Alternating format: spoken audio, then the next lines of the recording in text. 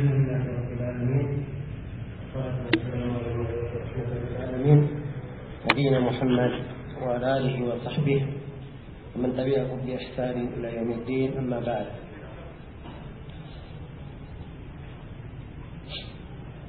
Baik, kita masih melanjutkan pembahasan kitab Bahjat Qulubil Abrar wa Qurratu Uyunil Akhyar fi Syarhi Jawami' al-Akhbar karya Syekh Abdurrahman bin Nasir As-Sa'di rahimahullahu taala.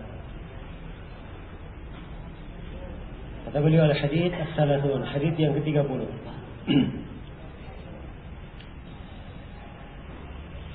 An Nabi Musa al-Asy'ari radhiyallahu anhu annahu qala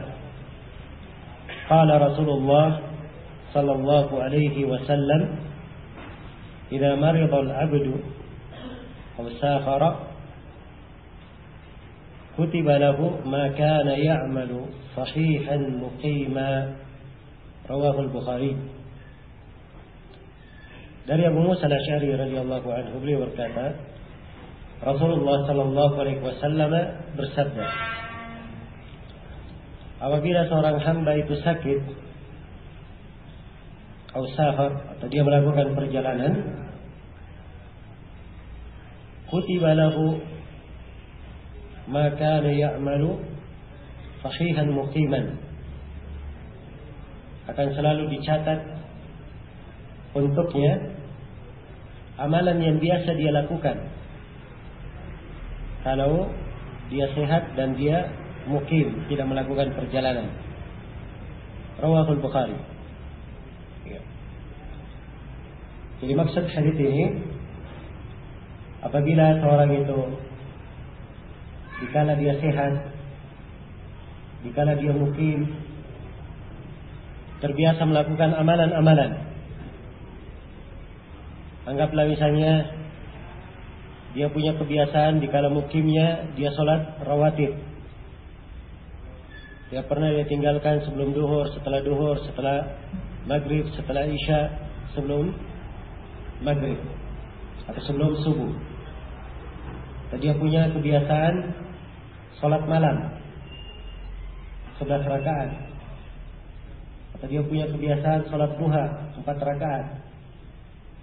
Anggaplah dia punya 3 kebiasaan ini. Begitu dia sakit, dia tidak melakukan 3 kebiasaannya, tetap pahalanya dicatat seperti kalau dia melakukannya dalam keadaan dia sehat. Demikian pula kalau dia melakukan perjalanan, pahala 3 amalan yang dia lakukan yang saya contohkan tadi, itu akan tetap tercatat sebagai kebaikan untuknya, sama halnya kalau dia kerjakan ia dalam keadaan mukim. Dalam keadaan mukim. Ya. Dan ini hadits yang agung. Karena itu Syekh di sini berkata, hada min akbari minanillahi ala ibadihil mu'minin. Hadits ini adalah dari nikmat Allah yang paling besar kepada hamba-hambanya yang beriman. Ya betul, ini nikmat yang sangat besar. Luar biasa ya.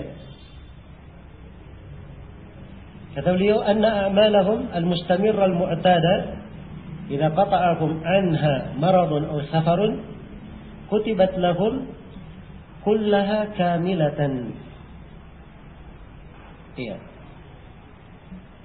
Amalan-amalan mereka yang kontinu mereka lakukan, yang sudah menjadi kebiasaan mereka.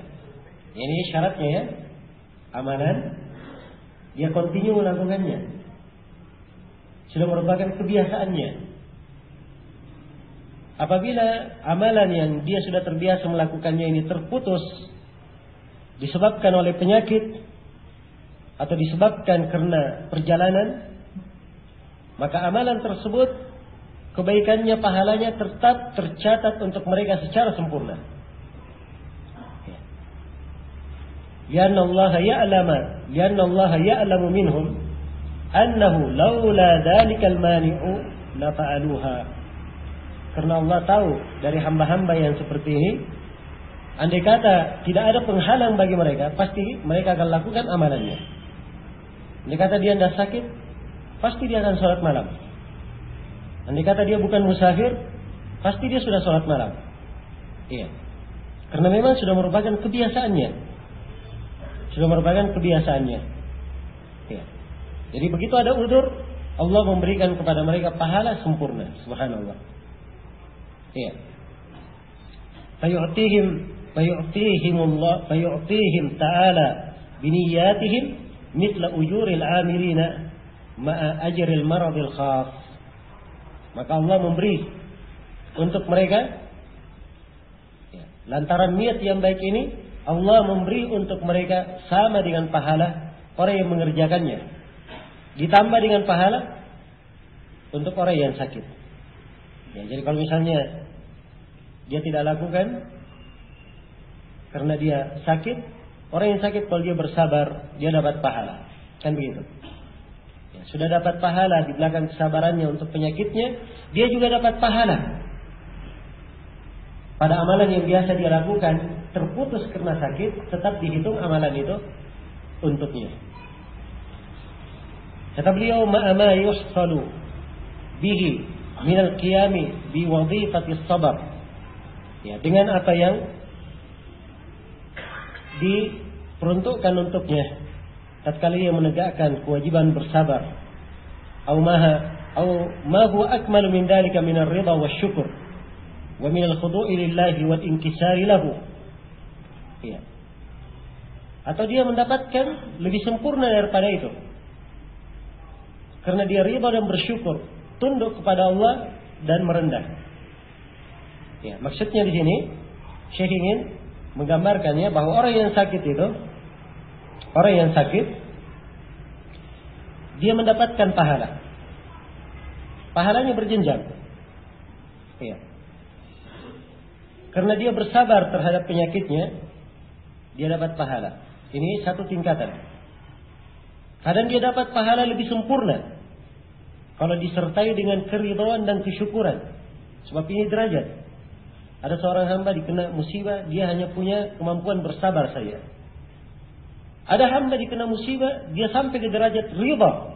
Ini lebih tinggi lagi dari kesabaran. Dia ridha, bahkan dia bersyukur terhadap musibah tersebut. Iya. Dan ini derajat yang tinggi. Wa minal khudu'i lillahi wal inkisari lah. Dengan dia tunduk kepada Allah dan merendah kepadanya. Jadi maksudnya, seorang yang terbiasa melakukan amalan kebaikan, kemudian dia terhalang oleh sebuah udzur sakit, dia tetap mendapatkan pahala kebaikan tersebut yang biasa dia lakukan, sekaligus dia mendapatkan pahala karena sakitnya.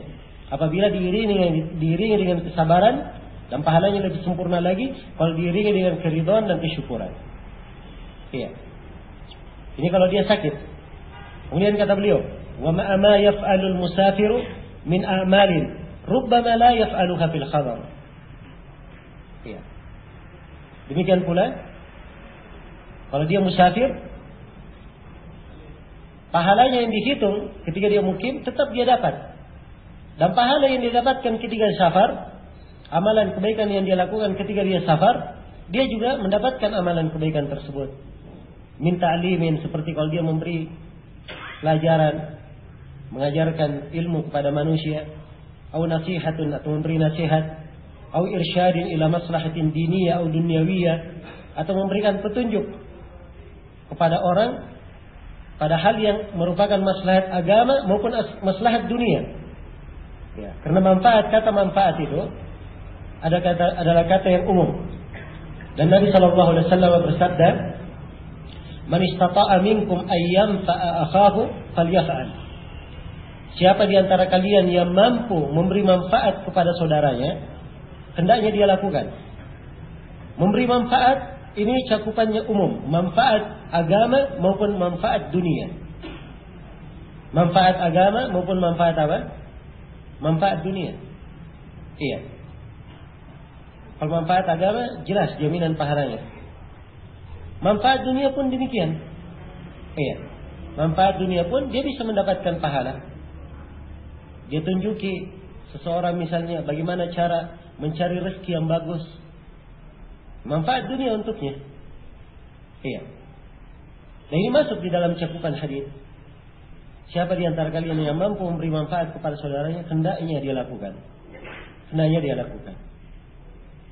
Dan seorang yang musafir, ya, maksud perjalanan itu banyak. Maksud perjalanan. Kadang ada orang yang melakukan perjalanan untuk berdakwah, untuk memberi nasihat. Kadang ada untuk memberi pengarahan. Apalagi kalau memang perjalanannya murni perjalanan yang sifatnya ibadah. Khususan fil asfari al-khairiyah kal jihadi wal haji wal umrah wa nahwiha. Seperti berjihad, haji, umrah dan semisalnya. Dia perjalanan haji, perjalanan umrah, sudah safar ibadah, dapat pahala ibadah, dia dapat pula pahala apa yang biasa dia lakukan ketika di negerinya. Nah, baik. Muncul di sini satu pertanyaan. Ya. Jadi sebenarnya kalau dia musafir, selepas sholat, misalnya sholat wajib, dia tidak melakukan sholat rawatibnya, sebab dianggap sudah tercatat untuknya di mana? Untuknya di sisi Allah, karena dia biasanya di rumahnya habis sholat langsung rawatib. Berarti sudah tercatat. Muncul pertanyaan, apakah dia tidak boleh melakukan sholat sunnahnya? Ya. Jawabannya kalau larangan tidak dalil yang melarang. Tidak dalil yang melarang. Bahkan kalau dia ingin sholat sunnah boleh saja. Mungkin itu lebih afdal baginya. Mungkin itu yang apa? Lebih baik. Jadi dia sudah dapat pahala, sudah dihitung pahala, ditambah dia kerjakan lagi. Harusnya kalau dia tidak kerjakan dia sudah dapat pahala, ini dia kerjakan lagi di waktu safar. Maka ini akan menjadi baik untuknya. Apalagi kalau digabungkan dengan maslahat. Digabungkan dengan maslahat. Ya. Saya pernah ingat di suatu acara daurah di Riyadh, pembahasan Kitabul Iman dari Sahih Al-Bukhari yang diisi oleh Syekh Rabi' hafizahullah. Iya. Banyak orang-orang yang hadir daurah itu adalah orang-orang yang berasal dari luar negeri. Maka ada sebagian kawan-kawan yang memang ya dari negara Teluk datang untuk acara itu saja. Kemudian setelah itu pulang. Musafir. Ya. Selepas sholat kita duduk aja, karena kita menganggap diri kita musafir. Syekh Rabi berkata, kalian tidak sholat sunnah? Ya. Ahli sunnah kalian, kata Syekh, tidak sholat sunnah? Ya. Dan beliau sendiri musafir, baru datang dari Mekah beliau. Ya. Sore atau apa namanya, menjelang sore beliau datang. Dan beliau sendiri sholat sunnah. Nah, ini ucapan ya, dari beliau, hafizahullah, adalah apa? Pendidikan. Ya. Sebab seorang ketika berada di lingkungan masyarakat umum, ada orang-orang yang kadang belum mengetahui hukum-hukum syar'i, yang dia pikir bukan itu. Dia tidak tanya ini musafir tidak musafir. Dia lihat, oh ini Masya Allah dia pakai jubah, orangnya kelihatannya salih, tapi masa nggak sholat sunnah? Kan ini yang dipikir oleh orang-orang secara umum. Iya. Maka maksudnya berikan pelajaran yang baik untuk mereka. Iya. Tetap keutamaan hadis ini didapatkan, tapi kalau dia apa melakukannya, apalagi kalau ada maslahat tertentu, maka itu akan menjadi apa? Menjadi lebih baik baginya. Demikian pula contoh lain, ini juga sering ditanyakan. Seorang melakukan perjalanan untuk haji, untuk umrah, musafir. Ya. Apakah dia sholat rawatib juga di Masjid Nabawi, di Masjidil Haram? Dia lakukan seluruh sholat sunnahnya? Jawabannya iya, dia lakukan. Sebab dia perjalanan ibadah memang untuk beribadah di dua masjid ini. Jadi subhanallah dengan perjalanan ibadahnya dia tidak sholat pun sudah tercatat seperti dia lakukan ketika dia apa? Mukim. Ya. Tapi dengan safarnya tersebut, ia tetap melakukan ibadah-ibadah ini di masjid yang dilipat gandakan pahala sholat di situ. Ini akan menambah pahala dan kebaikan baginya. Menambah pahala dan kebaikan baginya. Iya. Baik. Karena itu pemahaman yang kadang beredar bahwa seorang yang musafir itu dia jangan sholat sunnah, seakan-akan dilarang. Ini hal yang tidak benar. Ya, boleh saja, tidak ada yang melarang untuk seorang yang musafir melakukan sholat sunnah. Baik. Kemudian kata beliau, wa yadkhulu fi hadzal hadits anna man fa'ala al-ibadah ala wajhin naqis wa huwa ya'jaz an fi'liha ala wajhi al-akmal fa inna Allah yukmilu lahu bi niyyatihi ma kana yaf'aluhu law qadira alayhi fa inna al-'ajz an mukammilat al-ibadat naw'u maradin wallahu a'lam. Di sini letak fikih dan ijtihad dari Syekh rahimahullah. Kata beliau, masuk juga di dalam hadits ini orang yang melakukan sebuah ibadah tapi dia kurang di dalam melakukannya, tidak sempurna. Ya. Kekurangan ini terjadi apa sebabnya? Karena dia tidak mampu melakukannya secara sempurna. Ya. Tidak mampu. Kata Syekh, untuk orang yang seperti ini keadaannya, ya, Allah menyempurnakan pahala baginya dengan apa yang dia lakukan, menyempurnakan pahala dengan niatnya. Ya. Karena andai kata dia mampu mengerjakannya, pasti dia akan kerjakan. Ya. Dan juga ketidakmampuan itu untuk menyempurnakan suatu ibadah itu adalah bentuk dari penyakit, bentuk dari ketidakmampuan, sifatnya adalah hal yang menahannya. Penyakit yang menahannya. Ya, wallahu a'lam. Jadi maksud beliau rahimahullah, kalau misalnya ada orang yang melakukan sebuah ibadah, ibadahnya belum sempurna, apakah dia dapat pahala pada ibadah yang belum sempurna ini? Kata Syekh, dilihat apa sebabnya.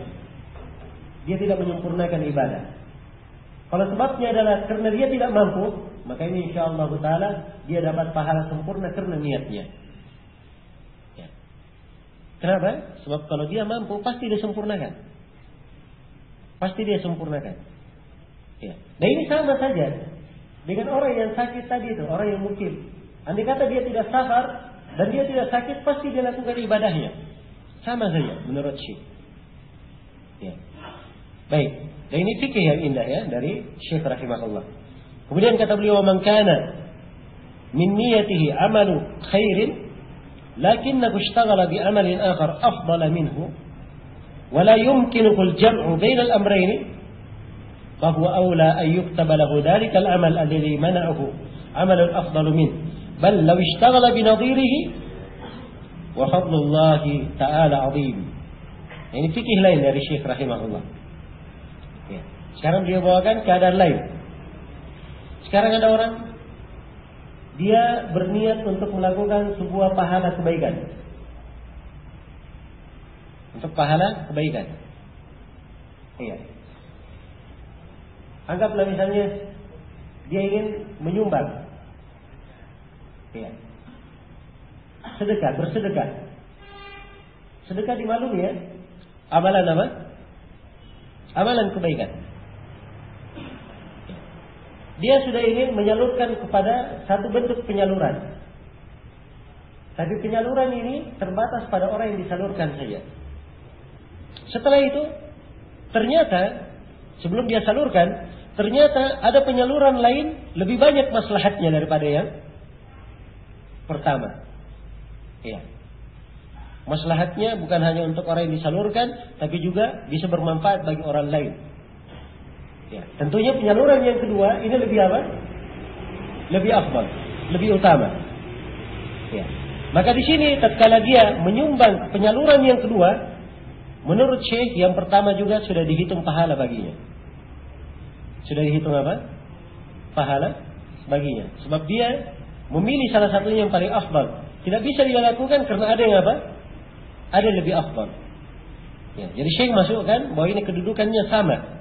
Bahkan yang seperti ini lebih pantas dicatat untuknya amalan itu telah dia lakukan. Karena dia tertahan melakukan amalan itu, udurnya dia ada amalan lain lebih afdal dia lakukan. Ya. Bahkan menurut beliau rahimahullah, jangankan yang lebih afdal, kalau semisal saja dengannya, yang semisal itu juga dia dihitung dapat pahala. Ya. Dia dihadapkan pada dua amalan, A dan B. Amalan ini semisal, dua-duanya afdal, dua-duanya utama. Dia lakukan yang satu, tidak mampu dia lakukan yang satunya karena dia telah melakukan perkara A, tidak mampu dia lakukan karena dia sudah melakukan perkara B. Semisal, maka menurut Syekh di sini dia juga telah mendapatkan pahala untuk amalan A itu tadi. Dua-duanya telah didapatkan. Ya, dan sekali lagi hadis ini menjelaskan kepada kita besarnya nikmat Allah Subhanahu wa taala kepada seorang hamba. Ya. Syekh Ibnu Utsaimin beliau punya pembahasan yang bagus juga di Syarah Riyadhus Shalihin membahas hadis ini. Ya, dan yang saya ingat dari ucapan beliau berkata bahwa seorang yang berakal ketika membaca hadis ini harusnya jangan dia telantarkan keadaan dirinya ketika dia mukim. Pada saat dia mukim, dia berusaha melakukan amalan-amalan secara kontinu, sehingga kalau dia musafir dia mendapatkan pahala itu. Adapun kalau dia di mukimnya kadang sholat malam, kadang tidak sholat malam, kadang rawatib, kadang tidak rawatib, maka ini tidak tercatat baginya. Tidak tercatat baginya. Sebab konteks hadis makana ya'maluhu. Perhatikan ya bahasanya, makana ya'maluhu. Karena itu menunjukkan mana dia kontinu melakukannya, selalu mengerjakannya. Karena itu Syekh di sini membahasakan di awal syarah tadi, anna amalahum al-mustamirra al-mu'tada, dua ukuran, kontinu dan sudah merupakan kebiasaannya. Sudah merupakan kebiasaannya. Oke. Karena itu jaga ketika mukim, dipelihara baik-baik rawatibnya, ya, dipelihara amalan. Kalau dia terbiasa misalnya zikir pagi dan sore, zikir pagi dan sore juga masuk, akan tercatat pahalanya untuk dia. Hanya saja afdalnya seorang hamba jangan meninggalkannya, apalagi memang dijaga zikir-zikir tersebut, ya, sangat diperlukan makna-makna dan kandungannya, apalagi saat dia melakukan perjalanan. Tapi dari sisi pahala dia tercatat kalau dia terbiasa melakukannya saat dia mukim. Saat dia mukim. Baik. Selesai sudah hadis yang ke-30. Kemudian hadis yang ke-31 berkata penulis rahimahullahu taala, An Abi Hurairah radhiyallahu anhu annahu qala Rasulullah sallallahu alaihi wasallam asri'u bil jinazah. Bisa dibaca bil jinazah, bisa dibaca bil janazah. Fa in taku salihatan fa khairun tuqaddimunaha ilaihi wa in taku ghaira dhalik fa syarrun tad'unahu an riqabikum, muttafaqun alaihi. Iya. Kata beliau dari Abu Hurairah radhiyallahu anhu, Rasulullah sallallahu alaihi wasallam bersabda, asri'u bil janazah. Bersegeralah kalian menyelenggarakan jenazah. Bersegera kalian mengantar jenazah. Ya, ini kalimat asri'u bil jenazah konteksnya lebih umum ya. Tapi kalau diikutkan kalimat setelahnya, ini penyegeraannya, ya, penyegeraannya berkaitan dengan masalah membawanya. Karena di kalimat di kelanjutan hadis, fa in taku salihatan, kalau dia adalah jenazah yang salih, fa khairun tuqaddimunaha ilaihi. Iya. Kalau dia jenazah yang salih, maka sebaik-baik jenazah yang kalian segerakan untuk dikuburkan. Nah, karena jenazah itu, kalau dia adalah jenazah yang salih, dia minta supaya dipersegera. qaddimuni, segerakan saya. Enggak sabar lagi untuk segera masuk di kuburnya. Iya. Dan ini ucapan jenazah, memang tidak terdengar. Tapi itu yang dia ucapkan. Sebagaimana dikabarkan oleh Nabi kita. Di riwayat lain ya, dari hadits ini. Wa in taku ghairu dzalik, kalau ternyata dia tidak salih, fasyarrun tadawulahu an riqabikum. Maka sejelek-jelek hal yang kalian letakkan di punggung kalian. Ya. Jadi mempersegera jenazah mengantarnya pasti maslahat. Kalau dia jenazah yang baik, maslahatnya jenazah ini lebih cepat kepada kebaikan. Ya. Kalau dia jenazah yang tidak baik, maka maslahatnya lebih segera seseorang meletakkan sesuatu yang jelek di atas apa? Melepaskan dirinya dari kejelekan di atas punggungnya. Ya. Muttafaqun alaihi. Ini hadits riwayat Bukhari dan Muslim. Ya. Kata Syekh rahimahullah, hadzal hadits muhtawin ala masaila usuliyatin wa fur'iyyah. Hadits ini berisi sejumlah pembahasan yang sifatnya usuli, pembahasan pokok, dan furu'i, pembahasan yang sifatnya cabang. Iya. Baik, kita baca uraian Syekh. Faqauluhu sallallahu alaihi wasallam, maka ucapan beliau pakai fa di sini ya. Fa dalam bahasa Arab disebut dengan fa tafsiliyah. Karena beliau globalkan bahwa hadis ini banyak kandungannya. Setelah itu beliau rinci kandungannya apa? Biasanya dipakai fa untuk merinci. Faqauluhu sallallahu alaihi wasallam, asri'u bil jenazah.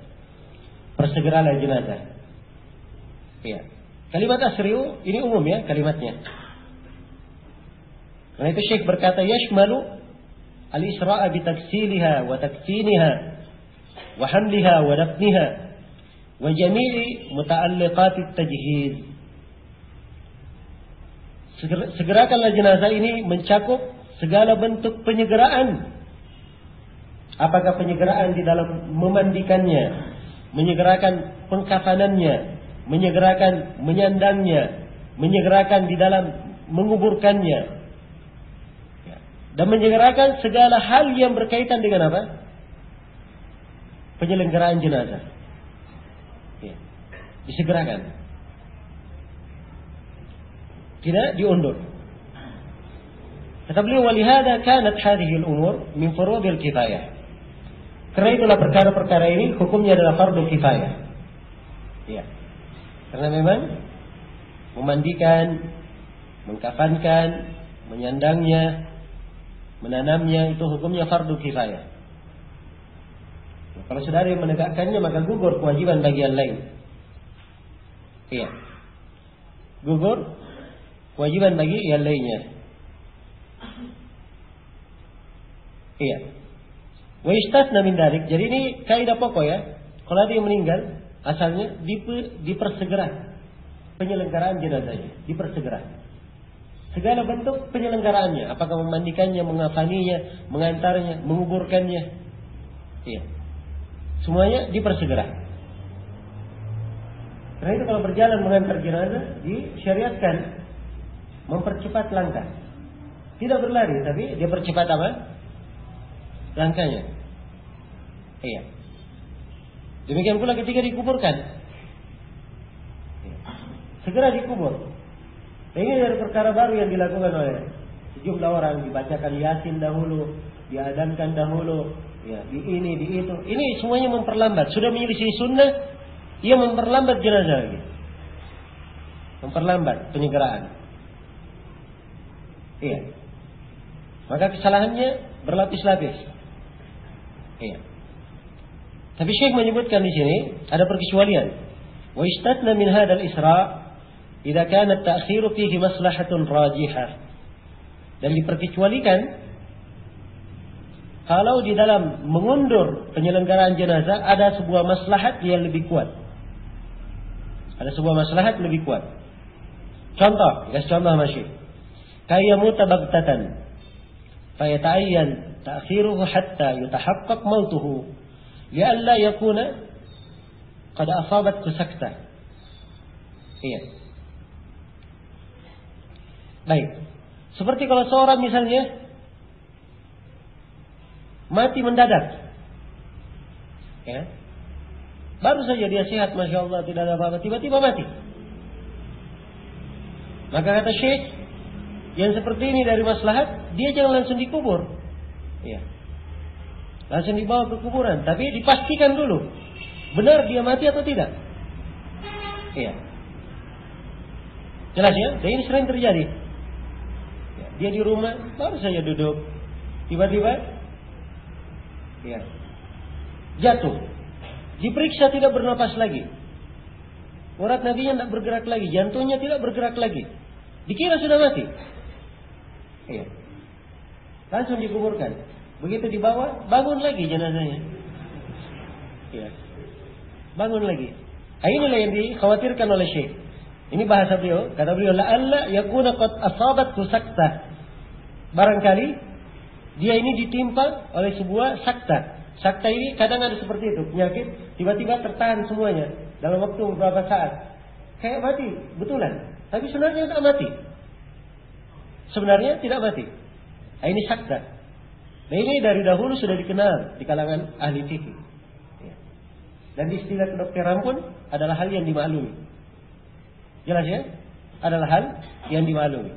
Nah, kalau diundur untuk maslahat ini tidak ada masalah. Ya, bagus, kata Syekh. Karena itu ada maslahatnya, dipastikan. Baik, kemudian yang kedua, ya. Syekh di sini berkata, "Wa yanbaghi aidan ta'khiruhu li kasratil jama'." Ini contoh lain. Ya, boleh mengakhirkan kalau ada maslahat. Dan sepantasnya diakhirkan ya, kalau diharapkan lebih banyak yang mensolatinya. Lebih banyak apa? Yang mensolatinya. Ya. Biasanya di waktu sholat banyak orang yang datang ke masjid. Di waktu itulah disolati. Jadi misalnya sudah selesai, ya bisa disiapkan penyelenggaraan jenazah jam 10. Ya, tapi karena menunggu orang lebih banyak di waktu duhur, diakhirkan sampai duhur, tidak ada masalah. Diakhirkan sampai duhur. Ya. Apalagi di tempat-tempat yang memang ada masjid-masjid khusus penyelenggaraan jenazah. Ya. Ini diakhirkan juga tidak ada masalah. Diakhirkan tidak ada masalah. Ya, tapi kita di Indonesia ini ya tidak memikirkan hal-hal yang seperti itu. Kalau di sejumlah negeri Islami, ya mereka ada masjid khusus. Pemerintah menetapkan masjid khusus tempat jenazah disolati. Maslahatnya banyak. Ya. Sebab orang yang ingin sholat jenazah pasti datang kemana? Ke masjid tersebut. Setiap sholat pasti ada jenazah dari berbagai pelosok datang ke situ disolati. Ya, dari pelosok kota. Beda dengan kalau dia disolati di masjid yang berbeda-beda. Orang tidak tahu bahwa ada jenazah, tidak datang. Tapi kalau masjidnya sudah pasti, dia tahu ada jenazah atau tidak, dia ingin sholat jenazah, datang ke sana. Ya. Datang ke masjid tersebut. Nah ini tentunya akan lebih banyak lagi orang yang hadir dan mensolatinya. Dan saya lihat di sebagian masjid, ya masjidnya sering dia undur untuk maslahat sholat jenazah. Ya, saya perhatikan di sebagian masjid, misalnya kita sudah selesai sholat, ya, sudah selesai sholat, kemudian keluar, ya, melewati masjid tersebut, masjidnya belum sholat. Ini apa? Dia sengaja beri maslahat. Biar dulu orang yang di masjid dekat rumahnya sholat, kalau dia ingin sholat jenazah, dia sisa ke masjid tersebut, khusus untuk sholat jenazah saja. Iya. Sehingga apa? Maslahatnya lebih banyak. Ini tidak ada masalah. Perkara yang bagus. Baik. Kemudian kata beliau, "Auli huduri man lahu haqqun alaihi min qaribin aw nahwihi." Demikian pula boleh diakhirkan kalau menunggu kehadiran orang yang punya hak terhadap jenazah ini dari kerabatnya atau yang semisal dengannya. Iya, dari kerabatnya atau yang semisal dengannya. Nah, kemudian kata beliau, "Wa qad allala dzalika, wa qad ullila dzalika bi manfa'atil mayyit li taqdimihi lima huwa khairul lahu minan na'im aw li maslahatil hayy bi su'ati fil ibadi anish syarr." Ya, kemudian di sini diterangkan kenapa diperintah untuk menyegerakan jenazah, diterangkan ilahnya, diterangkan sebabnya. Sebabnya karena manfaat untuk si mayit. Ya. Kalau dia baik, disegerakan kepada kebaikan. Ya. Sebab di kuburnya ada kenikmatan di alam kubur. Ya. Kenikmatan. Jadi ketika seorang meninggal, ruhnya keluar dari jasadnya. Dan ruh ini tidak kembali ke jasad kecuali kalau sudah sudah dikuburkan. Ya. Karena itu kalau dia adalah jenazah yang salih, ada kenikmatan di alam kubur. Dia ingin disegerakan kepada kenikmatan tersebut. Ya, dia berkata, qaddimuni, segerakan saya. Dan sebaliknya, ya, menyegerakan jenazah itu juga punya maslahat. Bagi orang yang hidup, kalau jenazah yang dibawa adalah jenazah yang jelek. Ya. Sebab orang yang membawanya yang masih hidup ini akan dijauhkan dari kejelekan yang diletakkan di mana? Yang dia sandang di punggungnya. Dengan dia segerakan, maka dia cepat meletakkan kejelekan dari punggungnya. Baik, terdengar suara adzan. Insyaallah taala kita lanjutkan pembahasan hadis setelah salat Isya. Subhanakallahumma wa bihamdik asyhadu an la ilaha illa anta astaghfiruka wa atubu ilaik. Walhamdulillahirabbil alamin.